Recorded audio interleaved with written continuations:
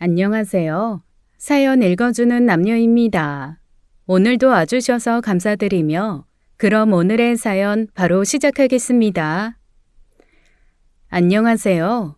저는 얼마 전 생각지도 못하게 싱글맘이 된 40대 여성입니다. 요즘 이혼 가정 많다지만 제가 우리 아이들을 이혼 가정에서 자라게 할 줄은 몰랐어요. 그것도 결혼 전에도 후에도 상상도 할 수 없던 이유로 말이에요. 저희 부부는 결혼 9년 차로 7살인 딸과 5살 된 아들 남매를 키우고 살았습니다.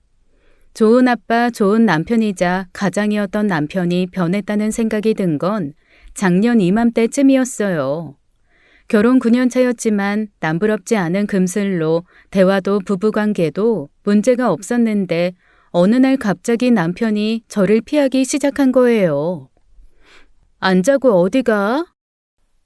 날이 좀 덥네. 나는 거실에서 잘게. 창문 열면 되지. 뭘 거실까지 가? 당신은 새벽에 찬 공기 싫다며. 오늘은 거실에서 잘게. 그날은 회식하고 온 날이라 술 때문에 몸에 열이 올라서 그러나 싶었습니다. 그런데 그런 날이 하루 이틀 늘어나자 기분이 좀 상하더라고요. 자다가 은근히 남편 배에 손을 올리거나 남편 쪽으로 돌아 누우면 남편은 잠든 척 제게 등을 돌리고요. 못해도 일주일에 2번은 꼭 요구하던 부부관계도 한 달째 없는 거예요. 그래서 안 뿌리던 향수도 좀 뿌려보고 잠옷도 바꿔보고 별쇼를 다 했는데도 애써 모른 척 하는 겁니다. 당신 여자 생겼어? 갑자기 밑도 끝도 없이 그게 무슨 소리야? 왜 여자 생긴 사람처럼 굴어? 당신 요즘 나랑 대화도 잘 안 하고 나 쳐다보지도 않고 밤이면 딱 붙어 자던 사람이 사이에 애 하나 있는 것 마냥 거리 두고 자는데 그럼 안 이상해? 난 또 뭐라고? 여름이잖아. 그리고 뭐 부부라고 맨날 붙어 자야 해? 우리도 곧 있으면 결혼 10년인데 그럴 때도 됐지. 그럴 때가 됐다니? 부부 사이에 그럴 때가 어딨어? 피곤해. 몸이 정 같지도 않고 잠은 좀 편하게 자고 싶어. 처음엔 피곤하단 소리에 몸이 정말 안 좋아져서 그런가 싶어 좋다는 거 다 사서 먹였어요. 장어, 녹용, 홍삼, 남자한테 좋다는 각종 영양제 같은 거요. 줄 때는 또 넙죽 잘 받아 먹는데 돌아오는 반응은 없으니 솔직히 자존심이 상했습니다. 꼭 저만 안 달란 것 같고 저한테 관심 없는 사람을 짝사랑하며 사랑을 구걸하는 것 같았거든요. 그래서 저도 김이 다 빠져 그 뒤로는 요구하지도 않고 따로 자건 말건 신경 안 썼죠. 친구 중에 신혼 3년도 못 채우고 리스 부부가 된 친구들도 있었는데 저는 그게 마냥 남 얘긴 줄만 알았습니다. 친구들이나 지인들이 모일 때마다 자기는 남동생이나 아들을 데리고 사는 것 같다고 할 때마다 이해도 안 듣거든요. 그런데 그 일이 저한테도 일어나게 될 줄 누가 알았겠어요. 혼자 끙끙 앓다가 답이 있을까 싶어 친구들 모임에서 슬며시 그 이야기를 꺼냈죠. 야, 그래도 다솔아빠는 올해도 갔다. 나도 2년 전부터는 땡이야. 그냥 이렇게 가족 되는 거지 뭐. 저는 서운하더니 이젠 은근히 다시 건드리면 좀 열받더라. 가족끼리 그러는 거 아니라는 소리 절로 나온다니까. 그래도 부부가 부부관계도 없이 사는 건 좀 그렇지 않아? 경제 협력체도 아니고 애들 부모로서만 사는 거 좀 재미없잖아. 혜원아, 원래 인생이 다 그런 거란다. 현실을 받아들여. 이 순진한 아가씨야. 근데 갑자기 다솔아빠가 그렇다니까 좀 이상하긴 하다. 안 그러던 사람이 갑자기 그렇게 애정이 식어버릴 수가 있나? 무슨 일 있었던 건 아니야? 없었어. 아무리 생각해도 딱히 무슨 일이 있었던 게 아니란 말이야. 그런 말이 있지. 밥 잘 먹던 개가 갑자기 주는 밥 안 먹으면 누군가 밥을 주고 있다. 바람이라도 핀다는 소리야? 야, 설마 다솔아빠가 그럴라고. 혜원이 너도 은근히 그거 신경 쓰여서 우리한테 얘기 꺼낸 거 아니야? 찝찝하면 뒤라도 한번 파봐. 나 잘하는 탐정이 있는데. 번호 줘? 탐정? 그런 것도 있어? 흥신소지 뭐. 요즘엔 다 탐정이라고 하더라. 예전에 예진 아빠 와이셔츠에 여자 립스틱 자국 묻혀와서 알아본 적이 있거든. 자긴 곧 죽어도 아니라더니 토킹바 문턱에 닳도록 다니고 있더라. 어머, 그래서? 그걸 그냥 넘어간 거야?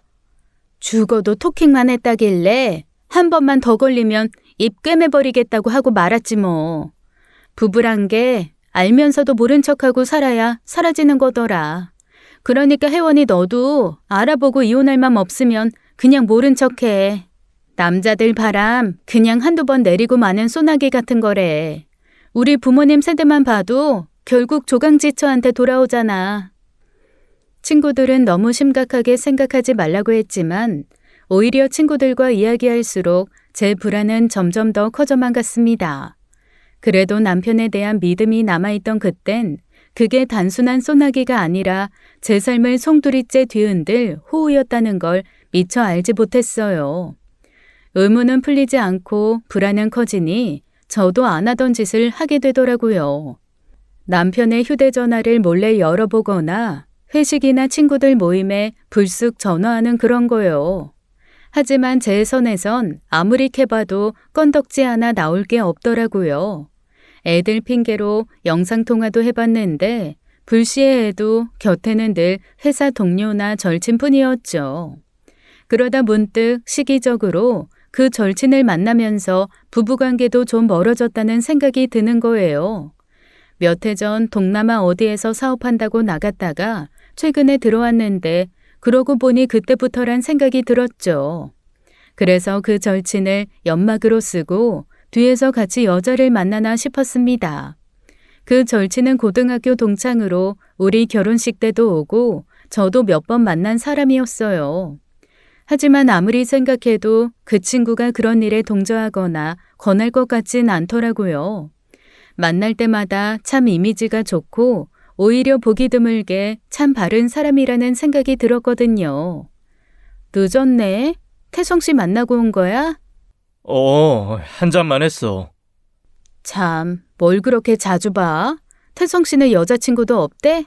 지금 이 나이 때까지 결혼 안 한 건 그렇다 쳐도 만나는 여자는 있을 거 아니야. 관심 없다잖아. 20대 청춘 다 바친 여자친구한테 배신당한 뒤로는 여자라면 치가 떨린대. 그러니 사업으로 성공했지. 그렇다고 당신까지 미혼인 것처럼 같이 놀러 다니는 건 좀 그렇지. 9시다, 9시. 자정 넘어 들어온 것도 아니고 당신 요즘 너무 바가지 아니야? 9시건 12시건 가정 있는 사람이 너무 밖에서만 재미 찾는 것 같아서 그렇지. 집에서 기다리는 사람 생각도 안 하고 애들도 아빠만 기다리는데. 주말에 놀아주면 되지. 당신도 친구들 좀 만나고 그래. 토요일에 내가 애들 볼 테니까. 안 그래도 태성이 그 자식 애들 한번 보고 싶다던데. 그러니까 남편의 사생활은 약이 오를 만큼 깨끗했습니다. 괜히 저만 바깥일하는 남편 목 빠지게 기다리는 할 일 없는 여편네가 된 것 같더라고요. 그러다 주말에 남편에게 애들을 맡기고 나오는 길에 우연히 그 친구를 만나게 된 저는 깜짝 놀라고 말했습니다. 거의 5, 6년 전에 만난 것 같은데 변한 것 하나도 없이 30대처럼 여전하더라고요. 어머, 태성 씨 아니에요? 네? 재수씨. 오랜만이에요. 온 김에 인사도 하려고 했는데 먼저 나가시는 거예요? 다솔 아빠가 먼저 나가도 된다고 해서 나왔어요. 어머, 그런데 어쩜 태성 씨는 변한 게 하나도 없어요? 무슨 남자가 얼굴에 잡티 하나 없이 더운 나라 있다 온 거 아니에요? 기미도 하나도 없고 부러워 죽겠네. 제가 여자 복은 없어도 부모님 덕에 피부 하나는 타고났네요. 이럴 줄 알았으면 이거 내세워 피부 관리실 사업이나 해볼 걸 그랬어요. 능청스러운 것도 여전하시네. 오늘은 애들 좀 부탁드릴게요. 모처럼 자유시간이라. 네, 애들 걱정은 하지 마시고 잘 놀다 오세요. 앞으로도 종종 그런 시간 필요하면 말씀해 주시고요. 안 그래도 태성 씨랑 논다고 집에 들어오는 시간이 점점 늦어지는데 애들까지 맡기면 영영 집에 안 들어올까 싶어요. 고마워요. 다음에 또 봬요. 그때까지만 해도 저는 그 친구가 제 남편의 둘도 없는 절친인 줄만 알았습니다. 상상도 못할 비밀을 가지고 있을 줄은 모르고요. 제가 처음으로 두 사람을 의심한 건 그날 그 절친과 함께 시간을 보낸 아이들의 말 때문이었어요. 다솔이 다율이 태성이 삼촌이랑 재밌게 놀았어? 응, 태성이 삼촌 힘 짱 세. 나 이렇게 해서 놀이기구 태워줬어. 그랬어? 다율이 정말 재밌게 놀았나 보네. 다솔이는? 그냥 재미없었어. 왜? 그냥 나랑 다율이랑은 잠깐 놀아주고 아빠랑 삼촌만 같이 놀았어. 그게 무슨 말이야? 같이 키즈카페 간 거 아니었어? 키즈카페는 갔는데 우리랑은 잠깐만 같이 놀아주고 둘이서 얘기만 했어. 다율이는 거기서 유치원 친구 만나서 재밌게 놀았는데 나는 친구도 없고 같이 놀 사람도 없어서 심심했어. 모처럼 애들이랑 함께 시간 보내겠다고 해놓고선 또 둘이 놀았나 싶어 남편에게 물었습니다. 그러자 남편은 피곤하다는 듯이 그러더라고요. 그럼 뭐 내내 애들이랑 붙어가지고 놀아줘? 다솔이는 여자애고 하니까 놀아주기 좀 조심스러워서 그렇지.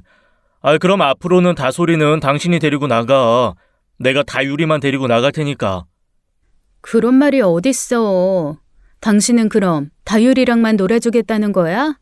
당신 그러다 나중에 후회해. 다솔이 금방 클 텐데. 초등학교 고학년만 돼도 아빠 안 찾는다더라. 사춘기에 아빠 싫다고 문 쾅쾅 닫는 거 보고 싶지 않으면 신경 좀 써. 하지만 남편은 심각하게 생각하지 않는 것 같았어요.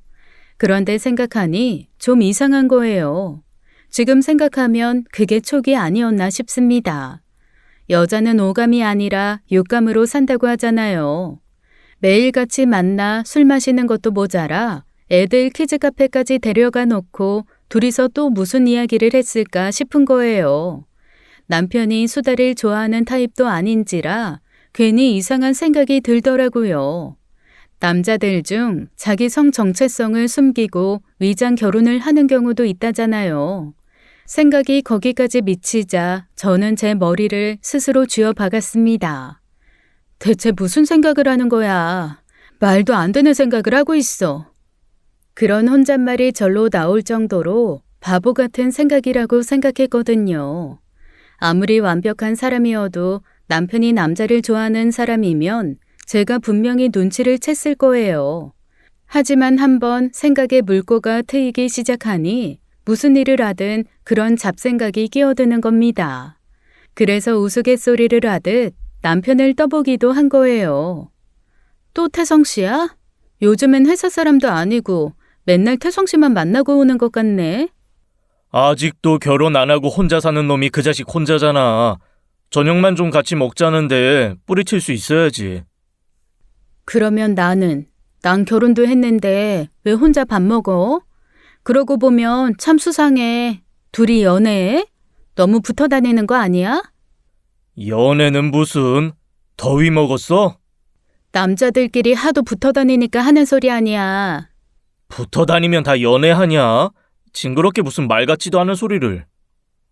남편은 불쾌하다는 듯 대꾸하며 들어가 버렸어요. 반응 보면 그런 건 또 아닌 것 같아서 괜히 머쓱해지더라고요. 그런데 답답한 마음에 속만 태우던 어느 날 그야말로 피가 거꾸로 솟는 광경을 보게 되었습니다. 애들 유치원 보내놓고 애들 엄마들이랑 만나 카페에 다녀오는 길이었어요. 그런데 회사에 있어야 할 남편이 웬 여자와 함께 그 카페로 들어오는 게 아니겠어요? 단발머리에 늘씬하고 키가 큰 여자였어요. 두 사람은 테이크아웃 커피를 주문하는 것 같았습니다. 그때 남편에 대한 의심이 커진 시기라 마주보고 서서 웃으며 대화하는 모습이 영락없이 바람처럼 보이더라고요. 다솔 엄마, 왜 그래? 표정이 안 좋은데. 아무것도 아니에요. 아침에 먹은 게 얹혔는지 속이 좀 안 좋아서. 그럼 이만 들어가. 가는 길에 약국도 좀 들르고 나이가 들어 그런지 그렇게 책기가 있으면 종일 컨디션이 너무 별로더라. 때마침 남편과 그 여자가 주문한 음료가 나왔고 그 둘은 그 음료를 들고 밖으로 나갔습니다. 그래서 저도 몸이 안 좋다는 핑계를 앞세워 나와 몰래 그 뒤를 밟았어요. 남편은 그 여자가 운전하는 차에 올라탔습니다. 그런데 그렇게 환한 웃음을 띠며 좋아하는 남편의 얼굴을 본 적이 없던 저는 배신감이 들더라고요. 게다가 이상하게도 그 여자가 낯이 익다는 생각이 들더라고요. 본 적 없는 모르는 여자인 건 분명한데 어디서 본 것 같다는 느낌이요. 그 순간 얼마나 고민했는지 모릅니다. 당장 그 차를 가로막고 서서 누구냐고 따져 물을까 머리채부터 잡아야 하나 하면서요. 그렇게 고민하는 사이 차는 카페 주차장을 빠져나가 버렸고 저는 바보같이 남의 차 뒤에 숨어서 지켜보기만 했어요.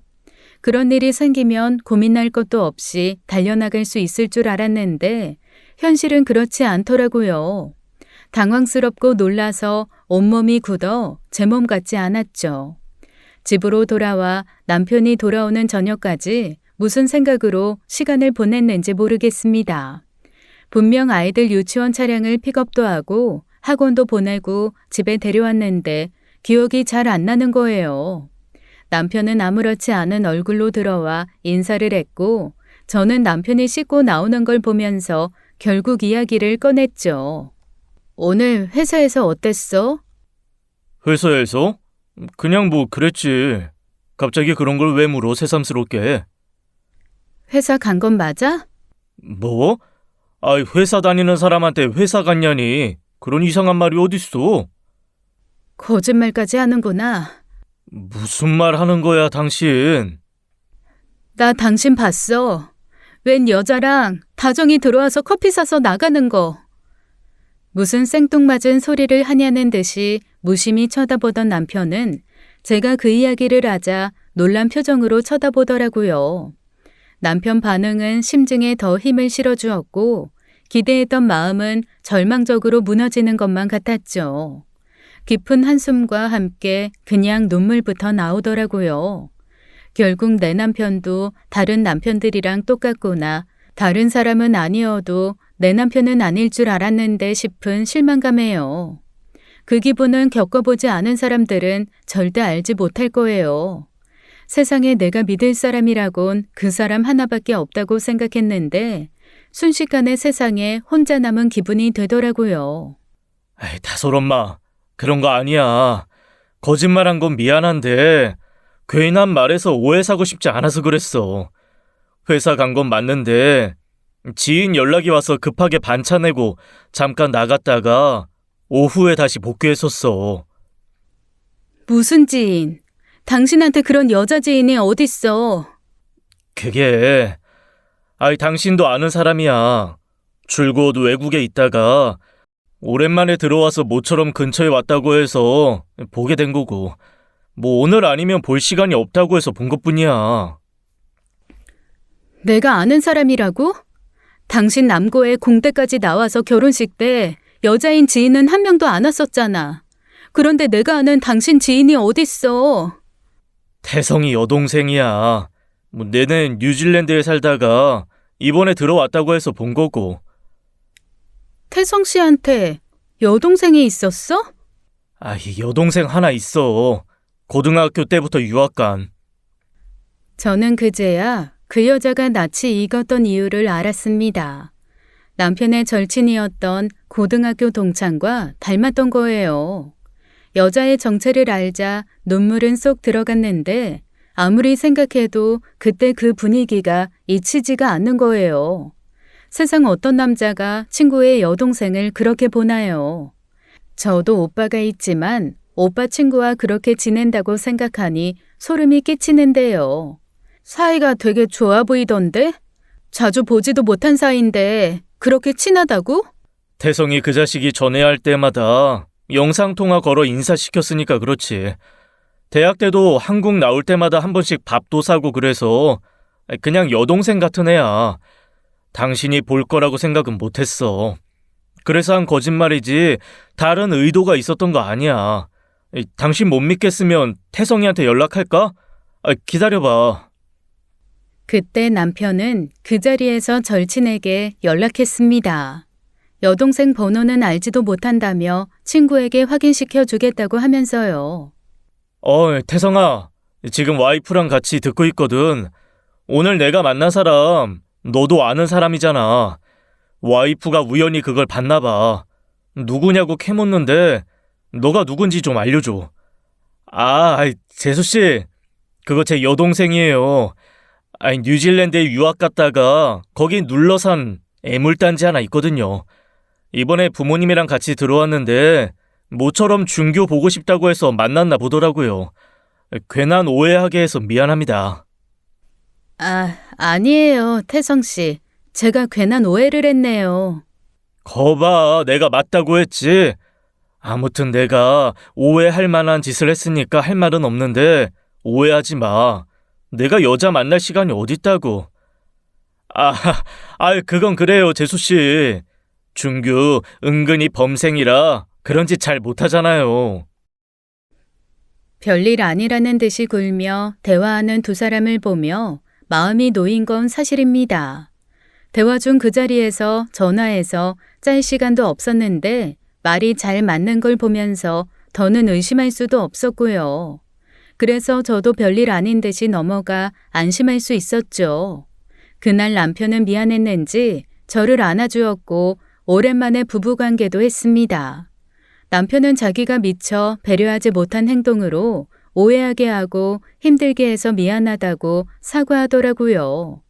그때까지만 해도 저희 부부의 문제는 한철의 소나기처럼 잠깐 왔다 그치는 그런 문제라고 생각했어요. 그러다 주말에 아이들을 데리고 다 함께 아울렛에 간 날이었습니다.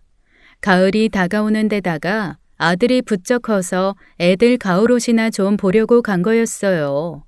구경하다가 딸에게 잘 어울릴 것 같은 원피스가 있어서 딸의 몸에 얼추 대보고 있는데 갑자기 아들이 그러는 겁니다. 나도 이거. 다유라, 이건 누나들이 입는 거야. 봐봐, 밑에가 구멍이 1개지? 구멍이 1개 있는 옷은 치마잖아. 다유리 옷은 밑에 구멍이 2개 있는 바지고. 나도 이거. 갑자기 딸 사주려고 보고 있던 원피스를 자기도 사달라고 안 하던 짓을 하는 거예요. 그래서 저는 투정을 부리는 아들과 눈을 마주치며 다시 한번 확실히 말을 했습니다. 다유라, 이건 여자들이 입는 옷이야. 여자.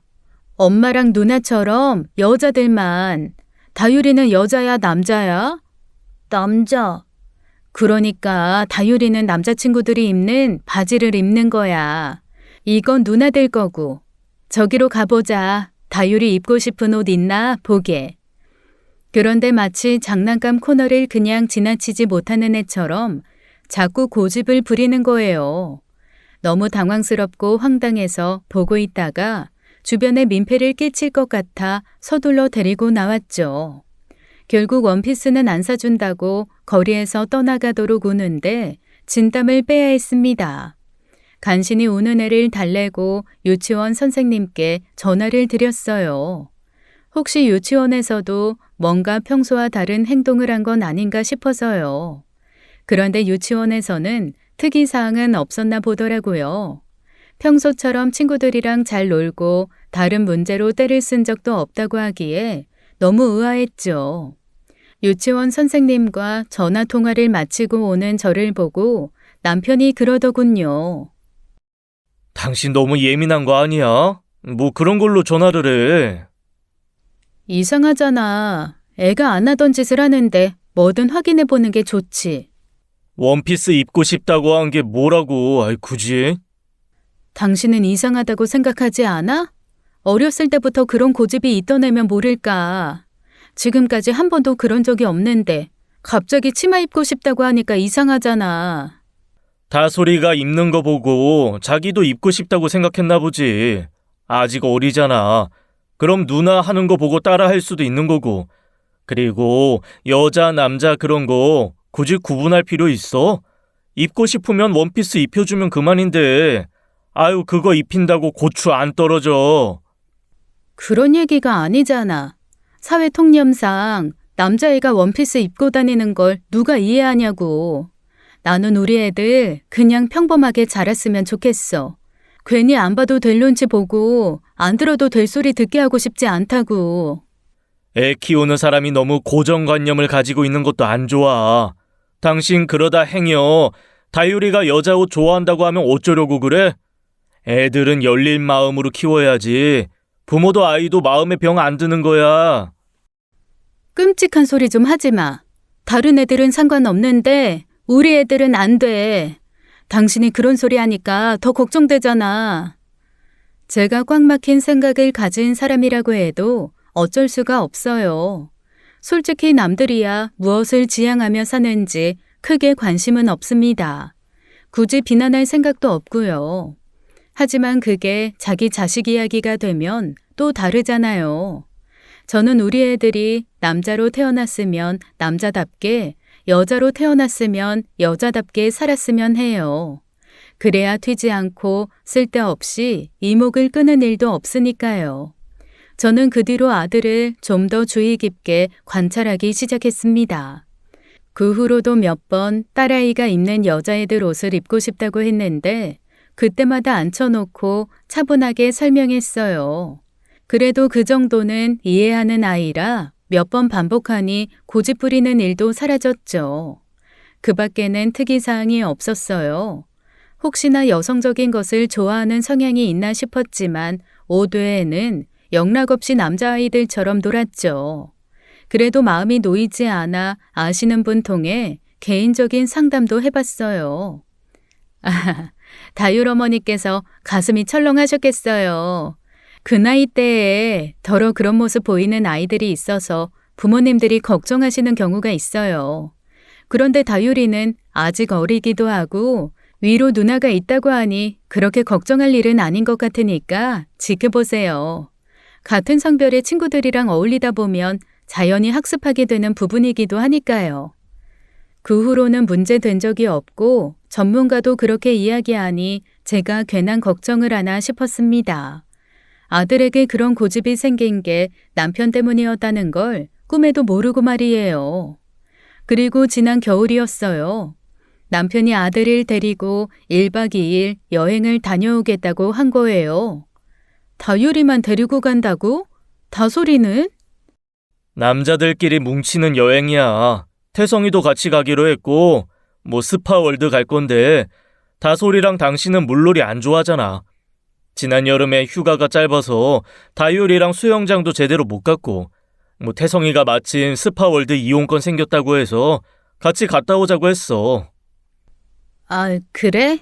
그럼 뭐 감기 걸리지 않게 조심해줘. 아무리 실내여도 겨울이잖아. 유치원 애들 보니까 그러다가 감기 달고 오는 애들 많더라. 걱정하지 말고 당신은 다솔이랑 모처럼 둘만의 시간을 보내셔. 가뜩이나 물놀이 좋아하는 아들은 그 소식에 방방 뛰며 좋아했어요. 딸도 내심 가고 싶어 하는 것 같았지만 물놀이라 조르진 않더라고요. 그래서 딸이 가고 싶다는 슬라임 카페에 같이 가주기로 했고 그렇게 성별대로 나뉘어 주말을 보내게 된 거였죠. 저는 딸과 정말 즐거운 시간을 보냈습니다. 특히 딸이 너무너무 좋아했어요. 그동안 첫째라는 이유로 너무 애어른 취급한 게 아닐까 미안해질 만큼이요. 딸은 하루 종일 싱글벙글 웃으며 좋아했고 다음에도 아빠랑 다율이 없이 둘만 오자고 몇 번이나 이야기하더라고요. 아들도 즐거운 시간을 보낸 건 마찬가지인 것 같았습니다. 1박 2일의 시간을 보내고 온 날 저녁도 먹지 않고 초저녁에 잠이 들어버렸거든요. 얼마나 재밌게 놀았으면 저 에너자이저가 벌써 나가 떨어져? 다율이 체력이 보통 체력이 아니긴 하더라. 아유, 나도 태성이도 아주 두 손 두 발 다 들었다니까. 그래도 재밌게 놀다 와서 다행이네. 태성 씨는 바로 간 거야? 저녁이라도 먹고 가라고 하지. 다율이 때문에 고생 많았을 텐데. 그 자식도 피곤하지. 지금쯤 도착해서 씻지도 않고 나가 떨어졌을걸? 그동안 종종 아들과 함께 시간을 보내주는 게 고맙기도 해서 나중에 따로 인사라도 해야겠다 했죠. 그러던 어느 날이었습니다. 블록놀이를 하는 아들 옆에서 빨래를 개우고 있는데 갑자기 아들이 제 브래지어를 집어들면서 그러는 거예요. 아빠 거.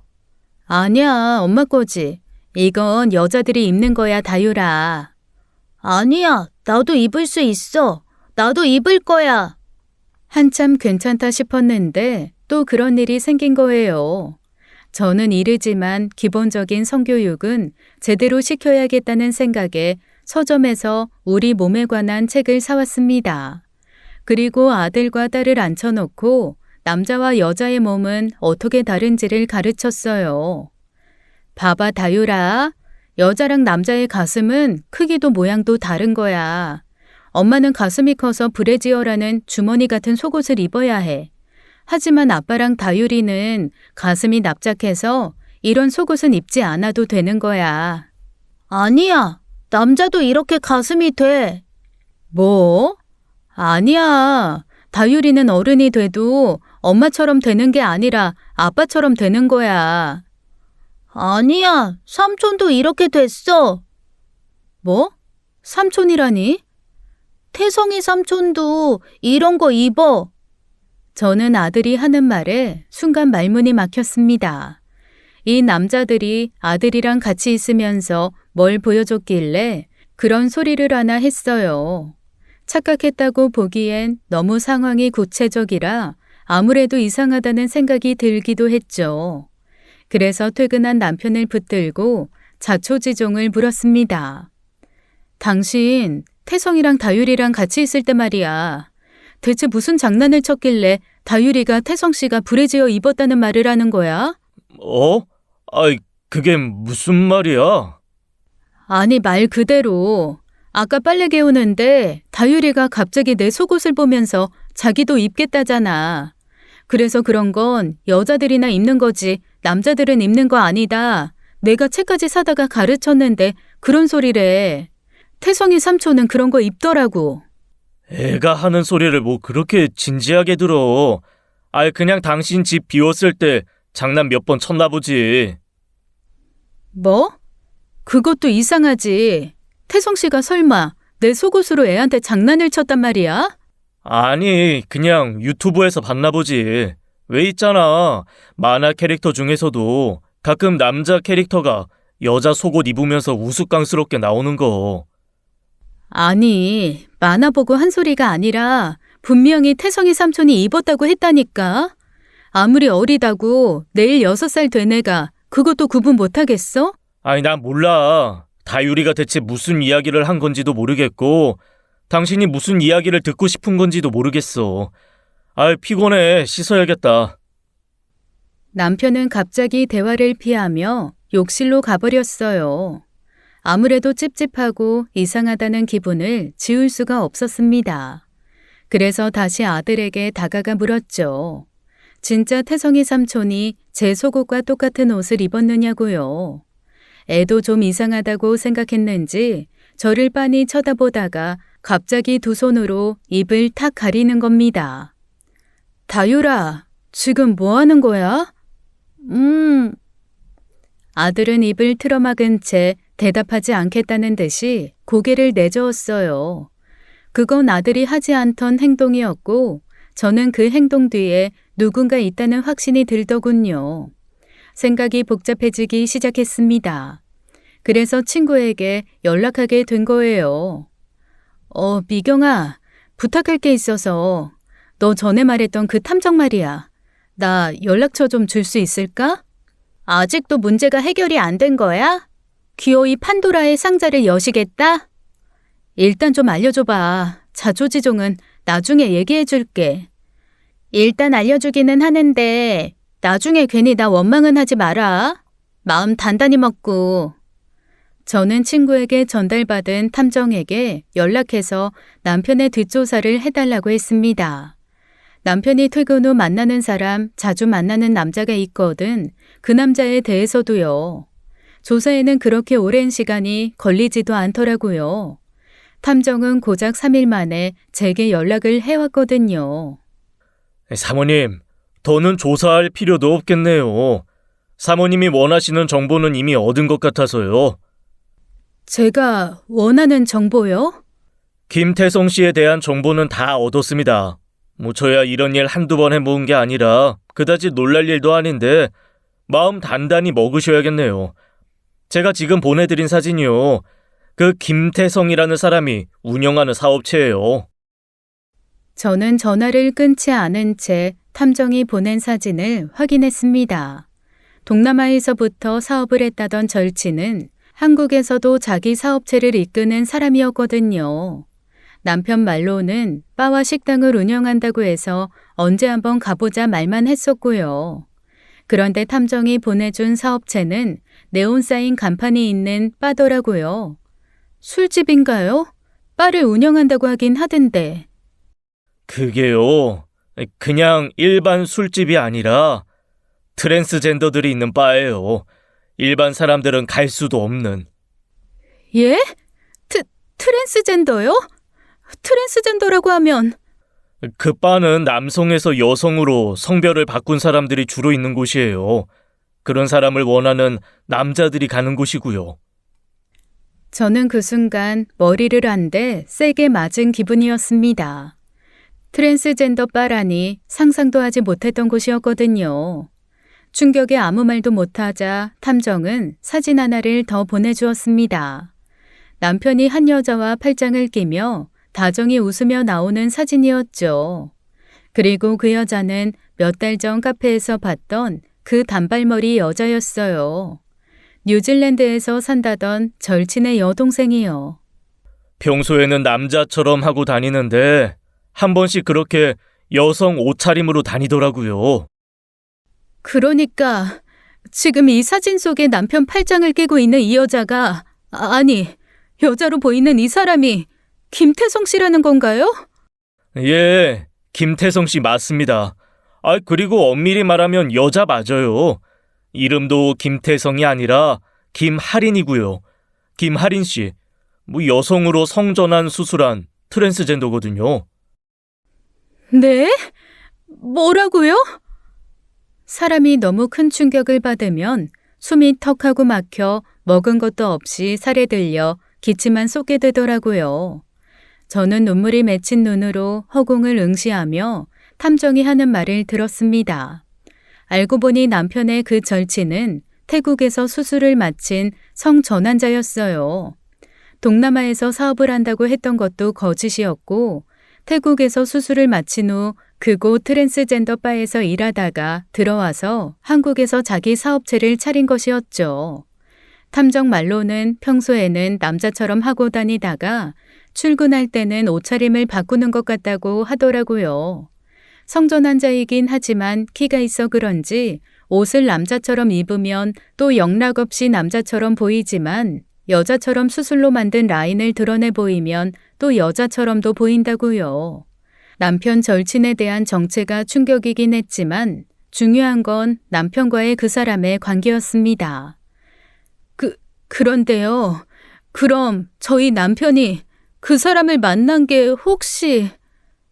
사실 두 사람이 숙박업소를 갔다거나 밀폐된 공간을 함께 간 정황을 포착하진 못했어요. 바 특성상 그 안에 비밀 공간이 있을 수도 있는데 제가 잠입 시도하다가 붙잡혀서 들어가진 못했거든요.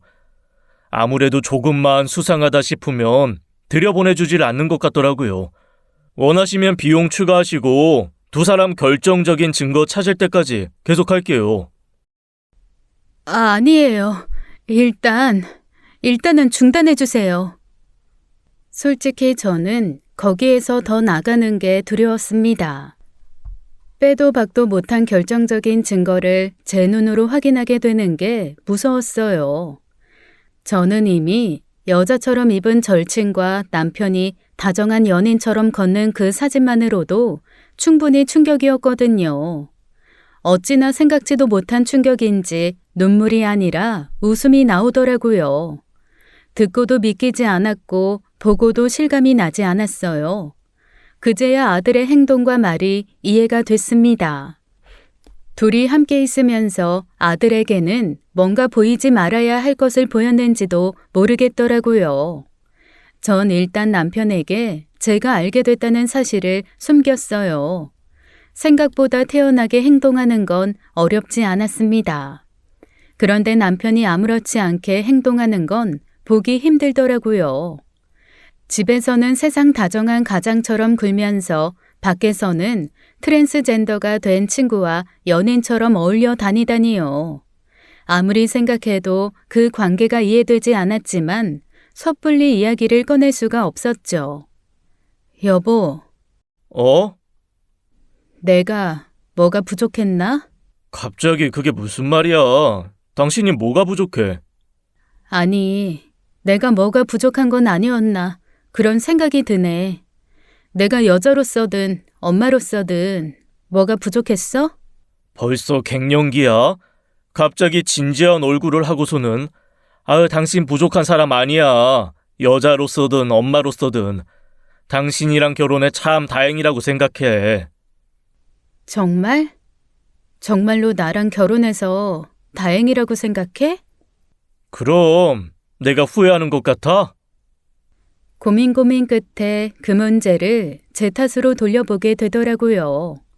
제가 부족해서 딴 생각이 든 거냐고 묻고 싶었는데 남편은 저와 결혼해 후회한 적 없을 만큼 완벽한 여자이자 엄마라고 했죠.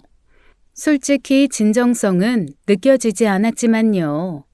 다음 날 저는 직접 그 친구가 운영하는 트랜스젠더 바를 갔습니다.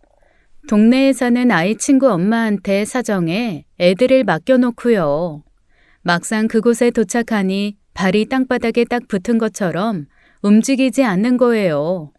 들어갈까 말까 수도 없이 고민하다 결국 주차된 차 뒤에 숨은 제 꼴이 너무 처량해 헛웃음이 나왔습니다. 탐정 말로는 어차피 여자는 들어가지도 못할 거라고 하더라고요. 봐서 뭐하나 이미 볼 건 탐정이 보낸 자료로 다 확인했는데 싶어 무거운 다리를 일으켜 돌아가려던 순간이었어요.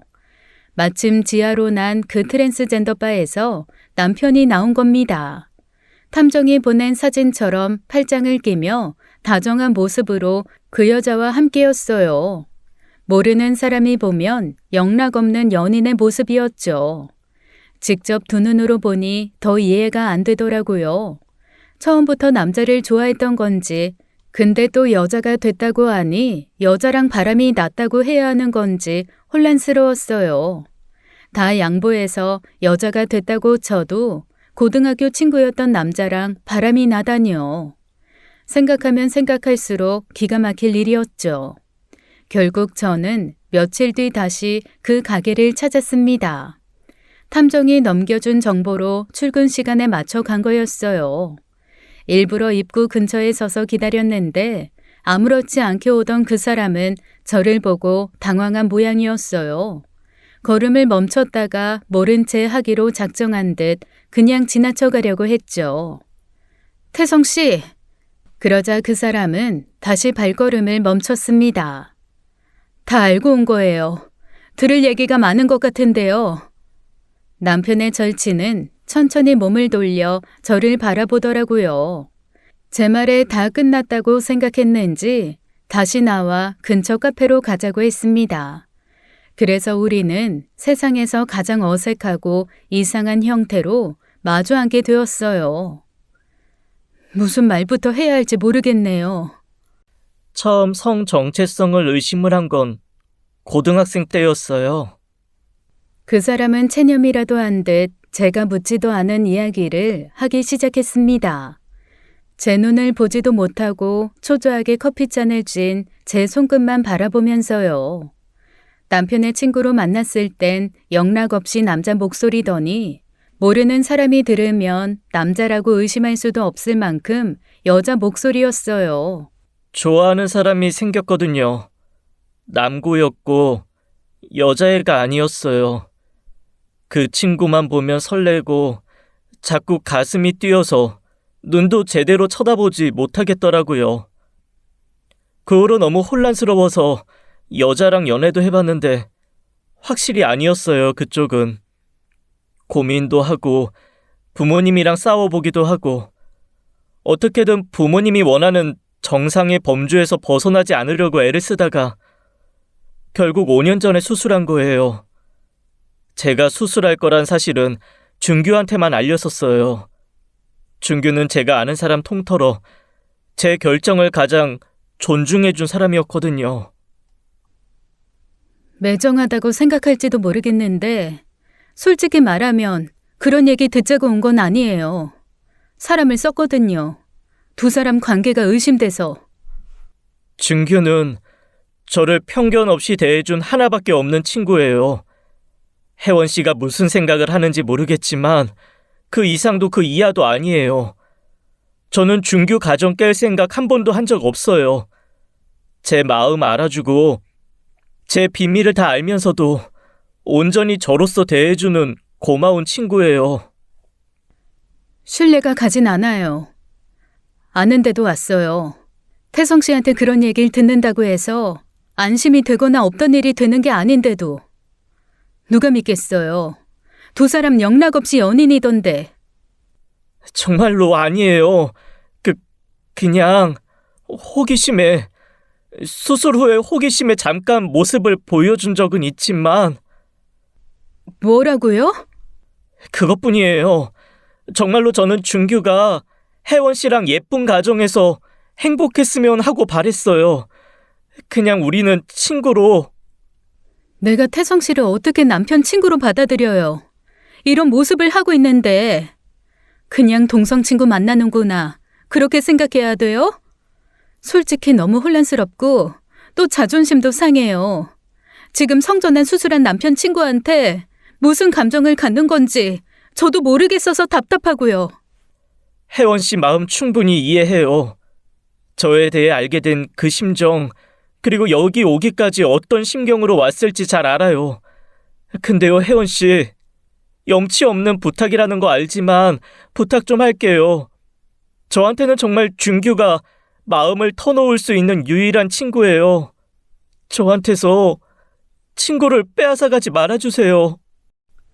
그 사람은 그렇게 말하며 눈물을 흘렸습니다. 몸을 바들바들 떨더라고요. 정말 소중한 사람을 빼앗길 두려움에 빠진 사람처럼이요. 저는 대답하지 않고 그 자리를 나와버렸습니다. 궁금한 건 많았지만 물어볼 용기가 안 나더라고요. 우는 그 사람 얼굴을 보고 있는 것도 힘들었고요.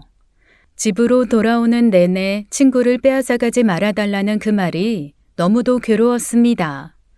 남자였다는 이유만으로 이제 여자가 된 그 사람과의 만남을 허용해도 되는 거였을까요?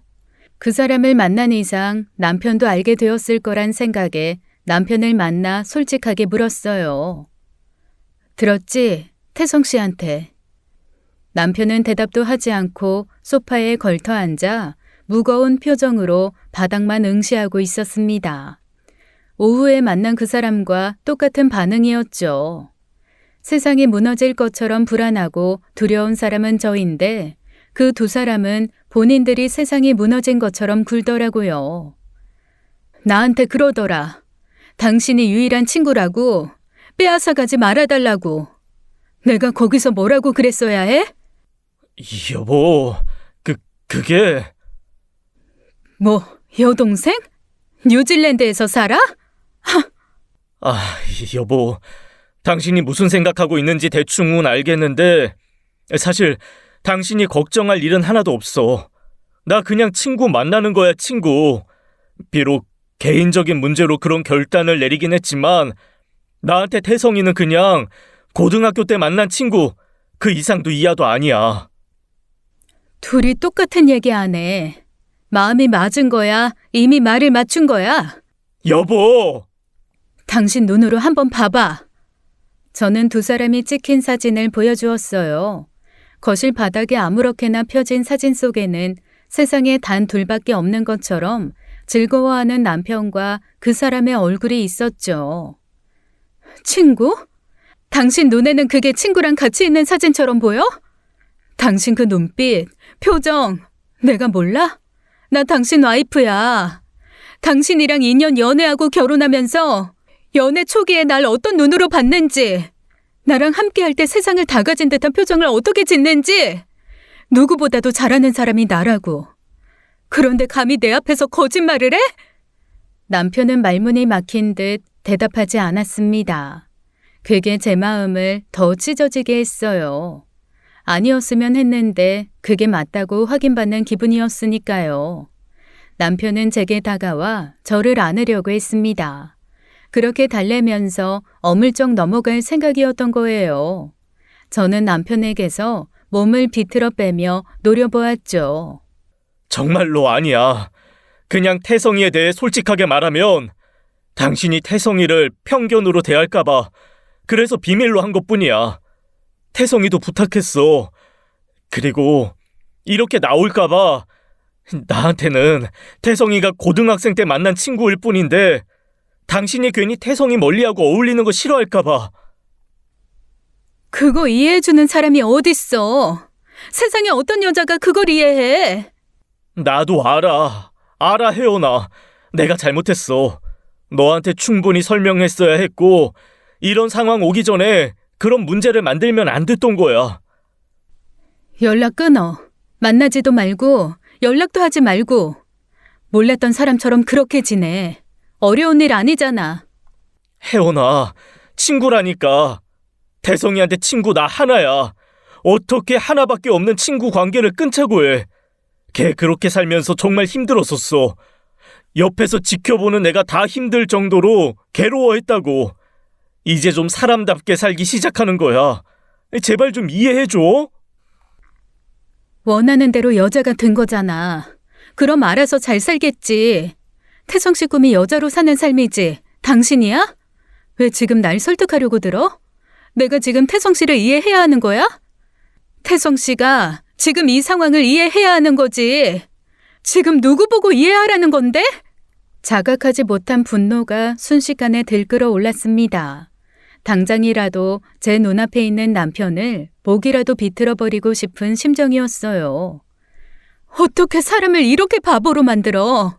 당신이 나한테 어떻게 그래? 당신 다율이 치마 차고 여자 속옷 찾을 때 뭐라고 그랬어? 어려서 그렇다고? 남자 옷 여자 옷 구분해 키울 필요 없다고? 태성 씨 때문에 그랬어? 그게 당신 생각이야? 그래서 당신 아들까지 그렇게 만들려고 한 거야? 그런 거 아니야. 틀린 말도 아니잖아. 사회적 통념이 그런 거지. 그렇게 어렸을 때부터 차이를 줄이면 결국 자라면서 그런 생각을 하는 친구도 이해하는 아이로 자랄 거라고 생각한 거야. 나는 받아들이기 힘들었으니까 다율이는 나보다 더 큰 생각을 갖게 하려고. 끝까지 태성 씨 입장에서만 생각하는구나. 당신은 태성 씨 만난 그 순간부터 오로지 태성 씨 친구로만 살기 시작한 거야. 보통 아빠라면 아들한테 그런 문제가 생기면 정신을 차렸겠지. 그냥 친구인지 여자친구인지는 당신이랑 태성 씨만 알겠지만. 혜원아. 선택해. 혜원아. 태성 씨, 아니, 당신 친구의 유일한 친구로 남을 건지 아니면 내 아이들의 아빠, 내 남편으로 남을 건지. 그런 게 어딨어. 지금 이혼이라도 하자는 거야? 이런 일로? 이런 일? 증거 없다고 끝까지 오리발 내밀 생각이네. 끝까지 사람 등신 취급할 생각이야. 태성 씨 고등학교 때 첫사랑이라는 그 사람, 그거 당신이지? 그건... 그걸 알면서도 당신은 성전환한 친구 곁에 남은 거잖아. 왜? 당신 좋아한다던 동성 친구가 여자 돼서 오니 좋던? 여자랑 연애하는 것 같아서 좋았어? 수술 후에 직접 몸도 봤다며. 보고 싶든? 그것도 그냥 친구로서 수술 잘 됐는지 본 거야? 왜 이렇게 부부관계가 뜸하냐? 손도 잡아주지 않고 왜 자꾸 멀어지냐? 속상해하면서 당신한테 장어 구워 바친 내 꼴이 아주 우스웠겠다. 그런 거 아니야. 당신은 이미 대답했네. 이미 선택도 끝났고. 당분간 나가줬으면 좋겠어. 이혼 조정 끝날 때까지 갈 곳 있으니까 걱정은 안 해도 되겠지. 혜원아, 그러지 말고. 만지지 마. 불결해. 간신히 남편에게 눈물을 보이지 않고 돌아서서 안방 화장실로 들어와 소리 죽여 울었습니다. 세상에 이혼해도 이런 문제로 이혼하게 될 줄 누가 알았겠어요. 그냥 여자랑 바람이 난 것도 아니고 남자였던 여자랑 바람이라니요. 두 사람은 둘 다 아무 일도 없었다고 하지만 여자라면 다 알 거예요. 두 사람이 잤든 안 잤든 이미 남녀 간의 마음을 다 나누었고 벌어지지 않은 일은 앞으로 벌어질 일만 남았다는 것을요. 저는 더 더러운 꼴을 보기 전에 남편과의 관계를 끊어야 했습니다. 남편은 가족이 아닌 그 친구를 선택한 것이나 다름없었어요. 그래서 저는 바로 이혼을 결심할 수밖에 없었습니다. 무엇보다도 그 두 사람과 함께하면서 문제가 생긴 아들 때문이라도 당장 헤어져야 했죠. 혹시 몰라 아이들 심리치료를 받게 되었는데 나중에 아들이 그러더라고요.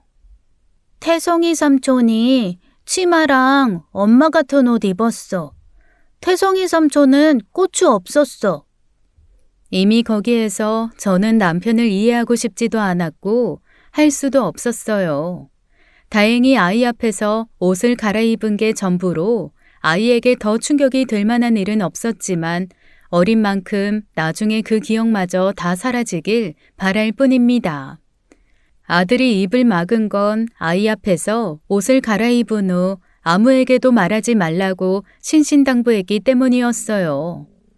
누구에게도 말하지 않으면 다음에 만나 또 아들이 좋아하는 아이스크림과 레고를 사주겠다고 하면서요. 남편은 끝까지 이혼은 못하겠다고 버텼습니다. 그런 남편에게 해주지 않으면 남편 친구에 대한 소문을 내겠다고 협박했어요. 그래선 안 되는 걸 알지만 가정이 깨진 제 눈에 뵈는 게 뭐가 있었겠어요. 결국 남편은 끝까지 그 친구를 지키기 위해 물러섰죠.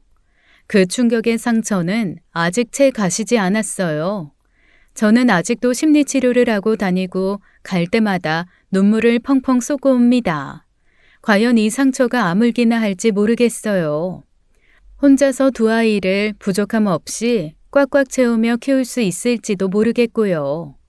남들에게 쉽게 털어놓을 수도 없어 상담 치료 때 말고는 솔직하게 얘기해 본 적도 없죠.